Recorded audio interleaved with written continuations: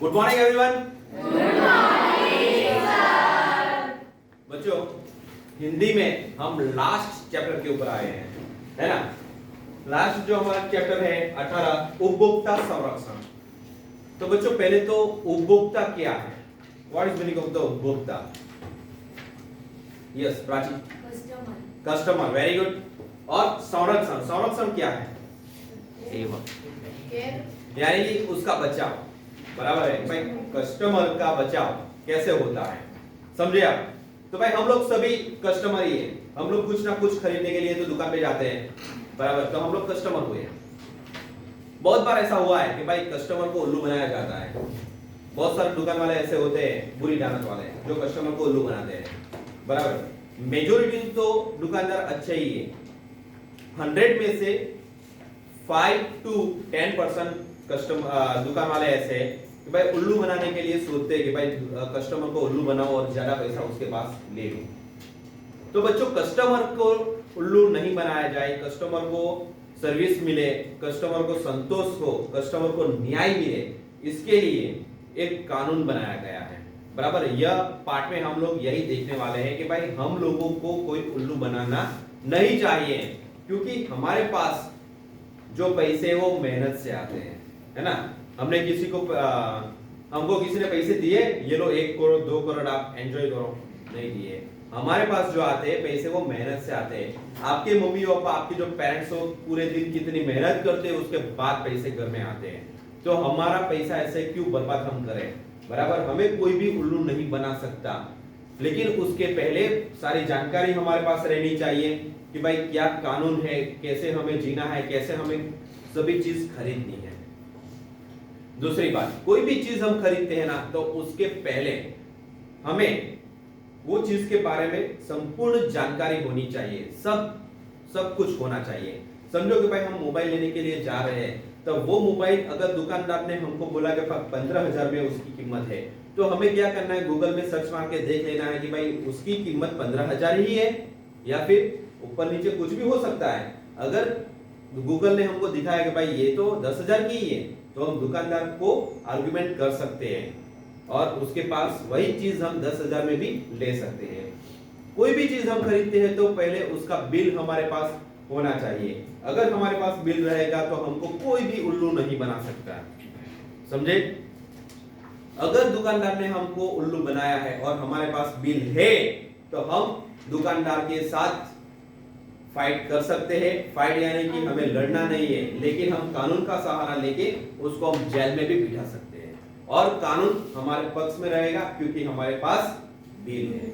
Bill में सारी जानकारी होनी चाहिए कि भाई चीज कौन सी डेट को बनाई गई है, manufacture date, expiry date, quantity, कितनी क्वांटिटी दी है, डेट होनी चाहिए, कौन सी दिनांक को हमने वो चीज खरीदी है, दुकान का नाम वही बिल के नाम अंदर भी होना चाहिए, बराबर है। दुकानदार के हस्ताक्षर भी होने चाहिए, उसकी जो प्राइस है वो भी अंदर लिखी होनी चाहिए। तो ये सब बातें हमें पता होनी चाहिए। हम लोग बहुत नसीब वाले हैं कि आप लोग अभी इतने मैच्योर हो गए हो कि मैं जो बताने वाला हूं बता रहा हूं, और जो हम पाठ पढ़ने वाले हैं वो आप अपने दिमाग में रख सकते हो।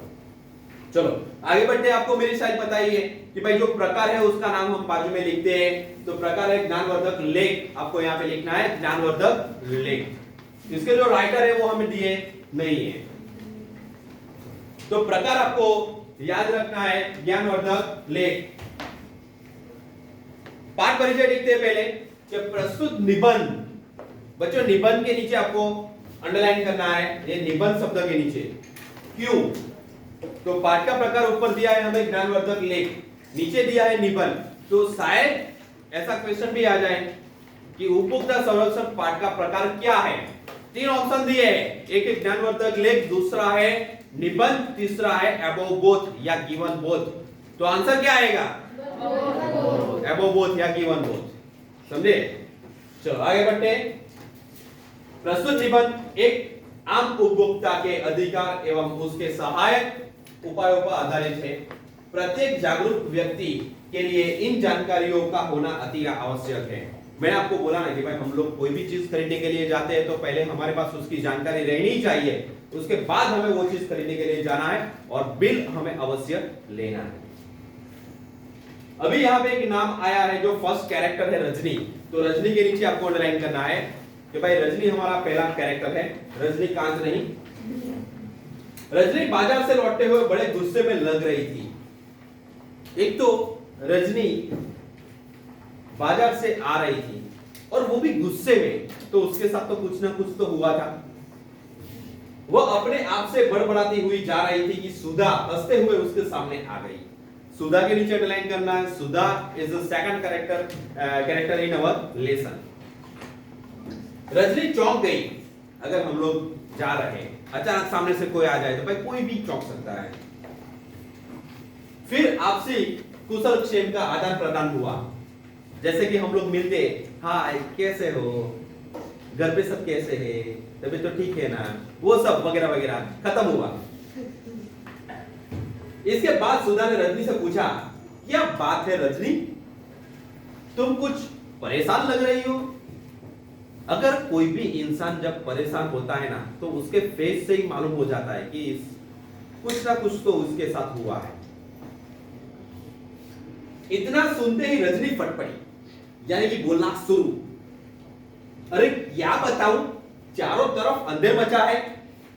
एक तो महंगाई सुरसा के मुंह की तरह बढ़ती जा रही है, उस पर आजकल ये दुकानदार इतने बेईमान है कि पेट में दाढ़ी रखते हैं। यहाँ पे दो मुहावरे आए हैं, एक तो सुरसा के मुंह की तरह बढ़ती जाती है, महंगाई जो है ना वो अभी बढ़ती ही जा रही है, कम होने के नाम नहीं ले रही है। कोई भी चीज, अभी पेट्रोल डीजल ले लो तो उसमें कितना बढ़ावा हो गया है, हर एक चीज में, वेजिटेबल्स हो, अनाज हो, कुछ भी हो। और ये दुकानदार पेट में दाढ़ी रखना, यानी कि वो बेईमान हो गए हैं। बहुत सारे दुकानदार ऐसे हैं कि भाई कस्टमर को कहां पे हम लोग उल्लू बनाए जाए, कहां से पैसा ज्यादा ले लूं, ऐसा सोचते हैं। मगर क्या हुआ, सुधा ने पूछा, अब देखो ना, परसों में बाजार गई थी, वहां सोहनलाल जनरल स्टोर, आपको अंडरलाइन करना है, सोहनलाल जनरल स्टोर से अचार की यह सीसी खरीदी। अचार के नीचे अंडरलाइन करना है, वो जो माधवी भीड़े बनाती है वो अचार। सीसी के नीचे अंडरलाइन करना भाई, सीसी, अचार की सीसी उसने ली है। कल जब सोनू के पापा, इसमें भी सोनू आ गई, सोनू के पापा भीड़े मास्टर नहीं, तो सोनू के नीचे भी अंडरलाइन करना है कि भाई सुधा की बेटी का नाम क्या है, सोनू। कुछ दोस्त दोपहर खाने के लिए आए थे, तो मैंने उन्हें यह अचार परोस दिया। भाई सोनू के पापा के दोस्त आए थे खाने के लिए, तो ये सुधा आंटी ने क्या किया, भाई जो अचार लेके आई थी वो अचार सबको दे दिया। खाना खाते समय पता चला कि ये अचार तो खराब हो चुका है। जब खाना खाने के समय पे पता चला कि अचार तो बिगड़ा हुआ है, अच्छी खासी शर्मिंदगी उठानी पड़ी। और अब जब मैंने उस स्टोर पर जाकर इस बात की शिकायत की, तो वो दुकानदार तुरंत मुकर गया। देखा, दुकानदार मुकर गया। अगर हमारे पास बिल है तो हम उसके साथ फाइट कर सकते हैं, हमें न्याय मिल सकता है। वह अचार आपने मेरी दुकान से नहीं खरीदा है, कहीं और से खरीदा होगा। दुकानदार ने तो बोल लिया कि भाई ये जो अचार की शीशी है वो आपने मेरी दुकान से नहीं खरीदी, किसी और दुकान से खरीदी होगी, क्योंकि अभी सुधा के पास बिल ही नहीं है। ये रही सुधा और ये रही रजनी और ये सुधा। रजनी को बोला दुकानदार ने, चलो अभी देखते हैं भाई, यहाँ पे हमने फोटोग्राफ्स भी दिए गए हैं, बिल के भी फोटोग्राफ्स अंदर दिए गए हैं, देखते हैं क्या तुमने ये अचार की शीशी खरीदने से पहले इस पर लिखे निर्देश और पैकिंग की तिथि नहीं पढ़ी थी। सुधा ने पूछा। अभी सुधा ने रजनी को पूछा है कि भाई तूने ये खरीदने से पहले सब कुछ देखा नहीं था, बॉटल पे क्या लिखा है, मैन्युफैक्चर डेट क्या, एक्सपायरी डेट क्या है, वो सब नहीं लिखा था। नहीं, रजनी ने अभिज्ञता से कहा कि भाई अननोन, उसको कुछ पता ही नहीं है, उसने मना कर दिया। ओ अच्छा, तुमने अपनी खरीदारी का बिल तो संभाल के रखा होगा ना। सुधा ने रजनी से पूछा कि तूने जो खरीदारी की है उसका बिल तो तेरे पास होगा ना। वो तो मैंने मांगा ही नहीं था, रजनी ने बिल ही नहीं मांगा था। अब भला 40 रुपए की एक अचार की शीशी के लिए बिल की क्या जरूरत, रजनी बोली। तो आपको यहाँ पे अंडरलाइन करना है 40 रुपए, कि भाई जो अचार की शीशी रजनी ने खरीदी है उसकी जो कीमत है 40 रुपया। बच्चों, क्या आप रजनी के बात से सहमत हैं? यहाँ पे रजनी और सुधा की बात खत्म होती है। अभी हम लोगों को समझाया जा रहा है कि भाई आप रजनी के बात से सहमत है, तो भाई मैं सहमत नहीं हूं, क्योंकि 40 रुपया हो या 4,000 हो या 40,000 हो, 4 लाख हो, कोई भी अमाउंट हो, लेकिन हमें बिल लेना है। प्रश्न केवल छोटी या बड़ी खरीदारी का नहीं है, बल्कि कड़े परिश्रम की कमाई के सदुपयोग एवं अपने अधिकार का है। हम लोग जो पैसा कमाते हैं वो बड़ी मेहनत से हमारे पास पैसा आता है। आप लोग के पेरेंट्स, मैंने पहले ही बताया कि वे आपके जो पेरेंट्स हैं पूरे दिन कितनी मेहनत करते हैं, बाद में घर में पैसा आता है। तो वो पैसे को ऐसे वेस्ट नहीं होना है, नहीं करना है हमें। यदि रजनी ने अचार के स्थान पर कोई बड़ी या महंगी वस्तु खरीदी होती और उसमें भी उसे हानि हुई होती, तब भी क्या उसका उत्तर यही हो सकता था? कदापि नहीं। ये तो 40 रुपए की अचार की बोतल थी, लेकिन वो 40,000 की अगर वो टीवी लेके आई थी और टीवी बिगड़ जाती तो क्या होता?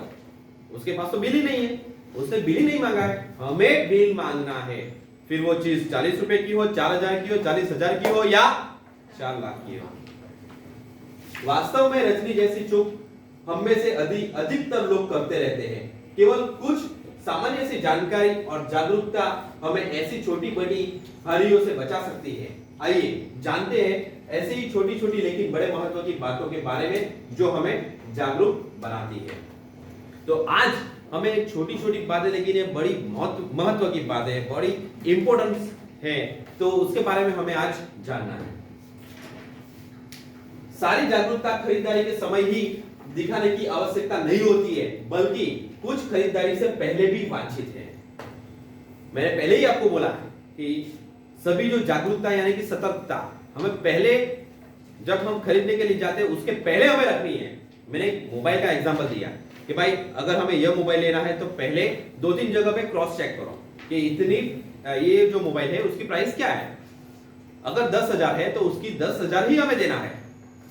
अगर कोई दुकानदार 12,000 15,000 बोलता है तो उसको हम समझा सकते हैं, बोल सकते हैं कि इतनी मार्केट प्राइस जो है ना मोबाइल की इतनी ही है, तो ज्यादा नहीं ले सकता। कोई भी वस्तु जो आप बाजार से खरीदने जाएं, उसके बारे में पहले से पर्याप्त जानकारी अवश्य रखें। वह वस्तु कुछ भी हो सकती है, जैसे खाद्य पदार्थ, वस्त्र, बिजली से चलने वाले उपकरण अथवा पढ़ाई लिखाई या दैनिक वस्तु उपयोग की कोई भी वस्तु। तो बच्चों ये कोई भी वस्तु हो सकती है, हम लोग खरीदने के लिए जाते हैं तो इसमें से कोई भी वस्तु हो सकती है।